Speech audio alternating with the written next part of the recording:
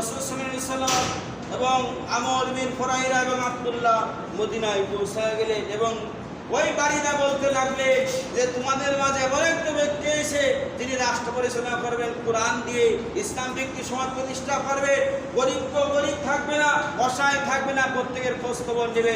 তিনি এই ঘোষণা করতে করতে মদিনায় পৌঁছে গেলেন। কারণ মদিনায় যত জনগোষ্ঠী ছিল তারা সবাই রাসূলের দিনে পাগল হয়েছিল আপ্যায়নের কাছে টেনে নেওয়ার জন্য।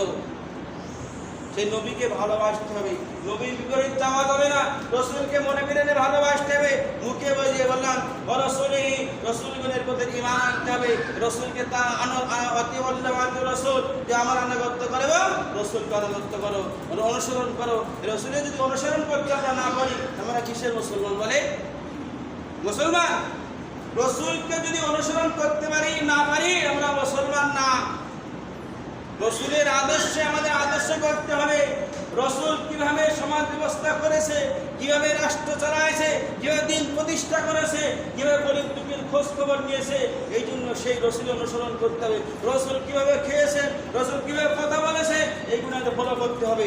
কারণ ইমানদার এবং পাপিষ্ঠ ব্যক্তির আগে বলেছে, ইমানদার হলে আপনার দ্বারা ভালো হবে, ভালো আচরণ হবে, ভালো কথা হবে, আর পাপিষ্ঠ হলে আপনার দ্বারা অন্যায় হবে, জুলুম হবে, অত্যাচার হবে, নির্যাতন হবে, সব আপনার দ্বারা হবে। জান্নাতের পথ জাহান্নামের পথ আমি আপনি দুনিয়াতে বেশি দেব। ওই পথ জান্নাতের পথ এবং জাহান্নামের পথ আমি বিক্রি করবো, বেশি নেব। আমলে কি জান্নাত চলে যাবো নাকি? বল করেন, আমলে কি জান্নাত চলে যাবো? নামাজ পড়ে কি জান্নাত যাওয়া যাবে? কথা বলেন, নামাজ পড়ে কি জান্নাতে যাওয়া যাবে? কথা বলেন, যাওয়া যাবে? নামাজ পড়লাম, অন্যায় করলাম, নামাজ হলো? যাওয়া যাবে না।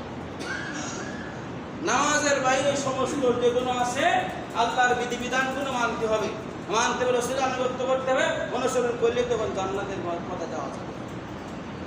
এই তো জান্নাতের পথে যাওয়া সম্ভব।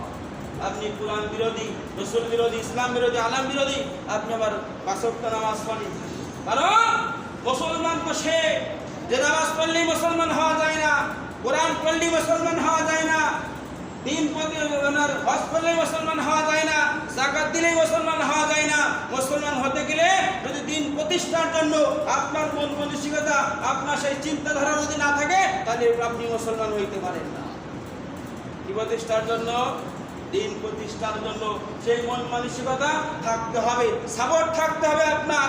আপনি দুর্বল, কিন্তু আমার সাপোর্ট আছে অন্তরে, আমি তার প্রতিষ্ঠার জন্য, কোরআন প্রতিষ্ঠার জন্য লাগবো, তাহলে আপনি মুসলমান হইতে পারবেন, এই তো কখনোই